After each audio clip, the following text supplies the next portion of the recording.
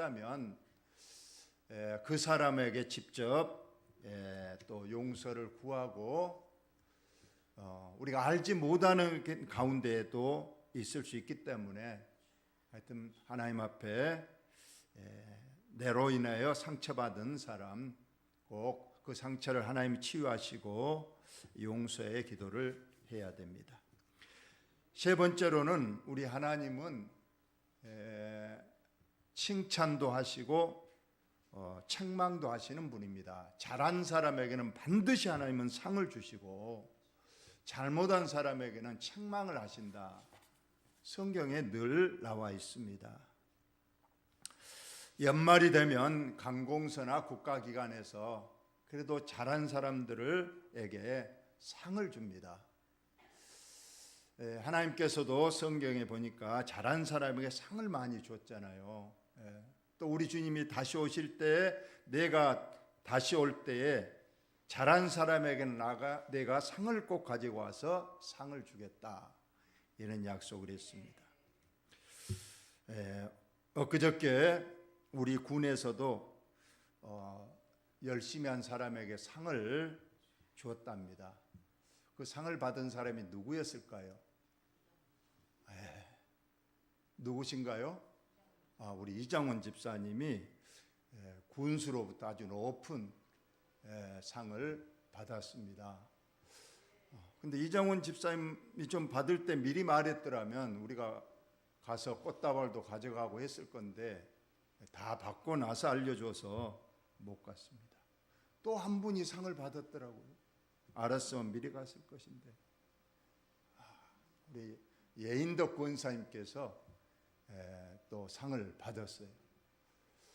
그랬는데 거기서는 그래서 내가 이봉학 장로 얘기했어. 미리 가서 좀 사진도 찍어주고 꽃다발도 드리고 그러라 그랬더니 거기서 시상식에는 사진을 못 찍어가지고 집에 와서 그래도 상을 이렇게 사진을 찍었어요. 우리 조합장님께서 또 이렇게 난 화분을 또 축하란으로 또 보내주시고 해서 집 앞에서 급하게 지금 이봉학 장로님이 사진을 찍었다고 합니다. 우리 하나님께 영광이 되고 두 분들에게 축하의 박수를 한번 드립시다. 우리들도 나중에 잘하면 하나님께서 반드시 상을 주시고 천국에 가면 사도 바울이 말했잖아요. 나는 이제 곧 죽는다. 나는 이제까지 믿음의 경주를 잘했고 선한 싸움을 싸웠다.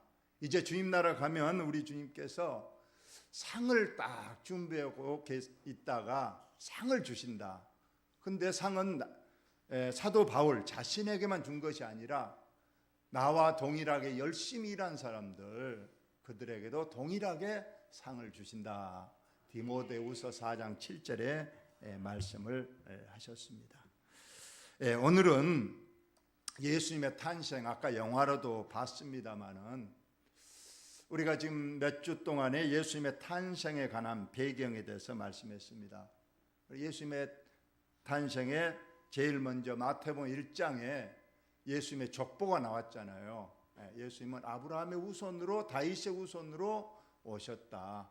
그러면서 무려 42대의 선조들을 이름을 일일이 적었다고 했습니다.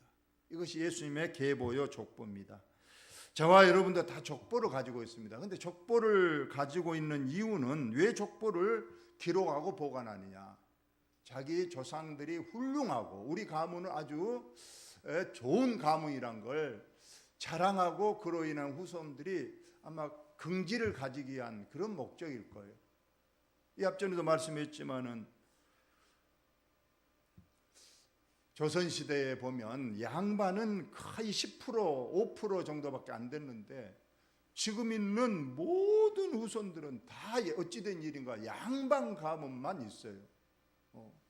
어느 누구도 한 사람이 우리는 상놈 집안의 후손이다, 백정 집안의 후손이다, 뭐 이런 말을 한 사람은 아무도 없어요. 정말로 후손들, 그 선조들이 다 그렇게 양반 가문에만 저와 여러분이 있을까요? 뭔가 잘못되지 않았는가?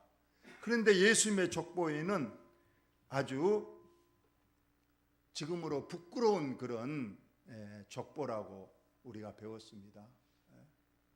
시아버지하고 며느리와의 관계에서 난 분이 우리의 선조고, 창녀가 매춘부가 우리의 선조 할머니고, 또 먼 애국에 있는 또 가부가, 루시라는 가부가 또 우리의 선조 할머니가 되고, 심지어 다윗은 남의 아내를 탐내서 그 남편을 죽여버리고 빼앗아서 거기로 아내를 삼아서 아기를 낳았는데 그 사람이 우리의 유명한 솔로몬이라는 왕의 선조다.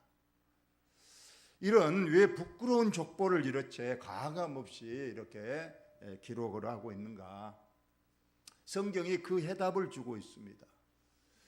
형제들아 너희를 부르심을 보라. 오늘날에도 동일하다는 거예요. 하나님께서는 우리들을 선택하여 부를 때에 지혜로운 자가 많지 아니하고 능한 자가 많지 아니하며 문벌 좋은 자가 많지 아니하도다. 그러나 하나님께서 세상에 미련한 것들을 택하사 지혜 있는 자들을 부끄럽게 하려 하시고 세상의 약한 것들을 택하사 강한 것들을 부끄럽게 하려 하시며 하나님께서 세상의 천한 것들과 멸시받는 것들과 없는 것들을 택하사 있는 것들을 피하려 하시나니 이는 아무 육체도 하나님 앞에 자랑하지 못하게 하려 하심이라. 여러분, 족보 자랑 절대 하지 마시기 바랍니다. 아까 만대로 우리의 선조 중에도 부끄러운 조상이 있을 수 있습니다. 전부 다 양반 가문이에요. 전부 다. 그래서 우리는 절대로 가문 자랑, 우리 조상 자랑 절대 하지 마시고, 우리는 성경 앞에 우리는 예수님도 하물며 그처럼 부끄러운 가문에 태어났다고 자랑스럽게 성경에 기록하고 있는데 우리들은 다 좋은 가문에 태어났다면서 헛된 자랑을 하는 것, 이것은 성경적으로 맞지를 않습니다. 오늘 시간이 많이 갔기 때문에 한 가지만 얘기합니다. 오늘 예수님이 이 땅에 오신 것을 가장 먼저 안 사람, 하나님께서 가장 먼저 이 기쁜 소식을 누구한테 알려줬는가? 우리가 옛날 왕의 왕자가 태어나면 왕은 그 축하연을 베풀고 누구를 초청할까요? 아마 틀림없이 애국의 왕들 또 고관 귀족들에게 초청을 해서 우리 아들의 탄생을 축하해달라고 할 겁니다. 그런데 오늘 하나님의 아들이 이 땅에 오셨는데 그분이 어디에 태어났습니까? 아까 보셨죠? 마국간 말구유에 탄생을 하셨어요. 하나님의 아들이 이 땅에 오셨는데 왜 마국간 말구유에 태어났는가? 물론 우리가 현실적으로 보면 마리아와 요셉이 가난해서 그랬을 거예요. 아무리 방이 없다고 할지라도 돈만 많이 주면 방이 분명히 있을 거예요. 돈이 없어서 웃돈 얹어줄 돈이 있었더라면 분명히 방이 있었을 것인데 그 돈이 없었다. 두 번째로는 얼마나 야박한 인심입니까? 지금 세산을 앞둔 여인이 지금 마국간에 가도 본 사람은 좀 봤을 거예요. 그 여관 주인으로부터 시작해서 지금 임신해서 곧 낳으려고 그러는데 따뜻한 방 한 칸 양보하지 못하고 마국간으로 내쫓은 그 시대의 야박한 그 상황을 볼 수가 있습니다. 그래도 우리 하나님께서는 예정과 섭리가 있어서 그렇게 하신 거예요. 가장 낮은 모습으로 가장 낮은 자리로 예수님이 이 땅에 태어나시게 하기 위한 방법입니다. 하나님이 맘만 먹으면 어찌 왕궁에서 못 태어나게 하시겠습니까? 부잣집에 못 태어나게 하시겠습니까? 하나님이 뜻하신 바가 있었기 때문에 마국간 구유 안에 하나님의 아들을 태어나게 하신 겁니다. 그리고 이 기쁜 소식을 헤롯에게도 전하지 않고 서기관 바리새인들한테도 전하지 아니하고 그 목자들에게 전했습니다. 그 당시 목자의 신분은 가장 천한 직업이라. 왜냐하면 그들은 양을 돌보는 사람입니다.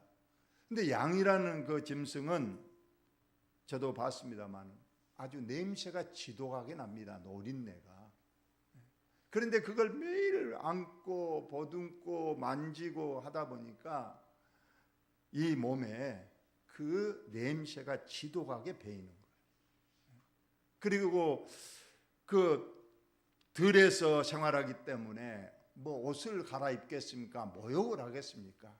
그래서 그들이 만약에 혹시라도 생필품을 구하기 위해서 이제 마을로 오고 그러면 사람들이 그냥 코를 쥐고 도망가거나, 그래서 그 당시에 사람 취급을 하지 않았다는 거예요. 기록에 보니까 그들은 절대 성전이나 회당에 들어오지 못하도록 법으로 금지되어 있었고, 심지어 법정에서 증인이 될 수 없는, 아예 사람 취급을 하지 않는 그런 신분의 사람들이 이 양을 치는 목자들이었다는 거예요. 근데 하나님께서는 왜 그 사람에게, 그 목자들에게, 천하고 누추하고 지저분한 그 목자들에게 하나님의 아들이 이 땅에 오심을 전해 주었는가?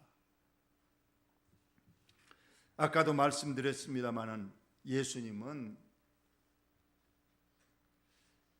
족보상으로 보더라도 아주 참 보잘것없는 부끄러운 족보 가문에 태어나셨고, 또 마국간에서 태어나셨고, 또 겨우 축하러 온 사람이 냄새나고 천한 직업을 가진 목자들이 겨우 그 마국간에 와서 예수님이 이 땅에 오심을 축하했다.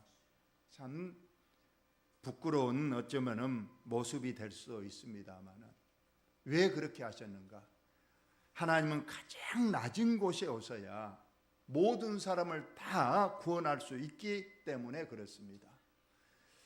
동병상린이라는 속담이 있죠. 고사성어 동병상린. 같은 병을 가진 사람만이 서로 아픔을 공유할 수 있다, 이런 뜻입니다. 6.25가 지난 이후에 어떤 어머니가 신문 광고에 자기 딸을 찾습니다. 20살 된 자기 딸을 찾습니다. 이런 광고를 냈다고 합니다. 그러자 어떤 교회 목사님이 이제 그 어머니를 찾아서 무슨 사연입니까? 내가 한번 최대한 찾아드리겠습니다 했다고 그래요. 어머니가 얘기합니다. 6.25 때 3살 된 아기가, 딸이 있었는데 차마 어려워서 고아원에 맡겼다는 거예요.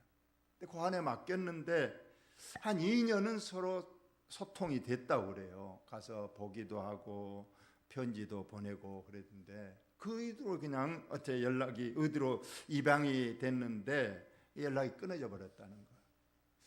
그래서 목사님이 하여튼 경찰서로 의도로 연락을 해서 그 딸을 찾았답니다. 부산에 한 야간 업소에서 노래를 하는 그 20살 된 그 딸을 찾았대요. 그래서 그 목사님이 가서 어머니가 당신을 찾으니까 어머니를 좀 만나뵈자 그랬대요. 그자 그 딸이 화를 내면서 어머니가 나를 고아원에 내다 버리고 찾지도 않고 이제서야 어머니라고 나를 찾는단 말이에요. 나 절대 어머니 만나지 않을래요. 막 그러더라는 거예요. 그래서 목사님이 어쨌거나 설득을 해서 그래도 어머니를 한 번은 만나봐라. 그래서 이제 만나기로 했대요. 이제 식당에서 이제 만났습니다. 그때도 이제 딸은 어머니를 용서할 수 없는 거예요. 자기를 왜 버려서 이제가 찾지도 않고 있다가 이제 찾느냐. 그러자 어머니가 그 딸 앞으로 가서 이렇게 딸을 이렇게 쓰다듬고 그 얼굴을 손으로 만지면서 근데 그 딸이 제가 말씀을 안 드렸네. 그 앞을 못 보는 딸이었어요. 맹인이 돼 있었어요. 그래서 그 딸이 더 억하심이 난 거예요. 어머니한테. 내가 앞도 못 보는데 그냥 고아원에 버려버리고 이제까지 다 찾지도 않고 이제 찾느냐. 이제 어머니하고 이제 만났는데 어머니가 이제 그 딸을 안으면서 이렇게 많이 컸구나. 3살 때 헤어지고 나서 17년 동안 너를 많이 생각하고 했다. 보고 싶었다. 그런데 딸은 더 역정을 내는 거예요. 보고 싶었으면 언제라도 찾지 왜 이제 찾느냐면서. 그러면서 어머니가 딸의 얼굴을 이렇게 만지면서 얼굴도 정말 예쁘구나 막 그러는 거예요. 그러자 딸이 깜짝 놀랐어요. 그러면서 크게 소리를 질렀다는 거예요. 어머니도 저처럼 앞을 못 보시는 거예요. 그런 거예요. 그래서 그때야 딸은 어머니를 이해하게 됐답니다. 6.25 그 전쟁 통해 어머니도 앞을 못 보지 딸도 앞을 못 보니까 딸의 그래도 좋은 집안에 입양이 돼서 그래도 눈을 뜰 수 있는 수술이라 할까 싶어서 그렇게 보냈는데, 그리고 얼마나 어머니가 그 마음이 편했겠습니까? 이것이 동병상련이라는 거예요. 딸도 이제 자기의 그 어머니가 앞을 못 본다는 걸 알았을 때에 어머니의 그 사랑, 어머니의 그 이제까지의 자기를 찾지 못해 아픔을 느낀 거예요. 하나님이 왜 이 땅에 이렇게 낮은 모습으로 오셨습니까? 그 낮은 사람의, 그 가난한 사람, 소외된 사람들을 우리 주님도 느껴보고 그들을 다 구원하시기 위해서 가장 낮은 자리로 오신 겁니다. 아마 예수님께서 왕궁에나 태어났다면 밑에 가난한 사람들, 소외된 천한 사람들은 왕의 자리에 오신 예수님을 그렇게 가까이 하지 못했을 거예요. 그러나 예수님이 가장 낮은 자리에 오시니까 그분도 나와 동일한 상황에 동일한 아픔과 슬픔과 육체의 연약함을 지니고 있구나. 그래서 예수님이 말씀하시자 다 듣고 예수님의 또 말씀하신 바를 다 믿고 구원자 되심을 그렇게 믿었다는 그러한 말씀입니다. 우리는 이 성탄절 날, 이제 내일이 성탄절입니다마는 세상 사람들이야 뭐 오늘 내일이 무슨 날인지도 모르고 그저 신날이고 또 해마다 그때 되면 그냥 분위기에 들떠서 먹고 마시고 즐기고 그냥 그렇게 보내지만, 우리의 성도들은 예수님께서 그렇게 낮은 자리로 오셨다는 걸 다시 한번 생각하고 우리 자신도 겸손하게 낮추면서 어려운 이웃들과 함께하는 은혜롭고 또 하나님의 뜻이 합당한 성탄절이 되시기를 예수님의 이름으로 축원합니다.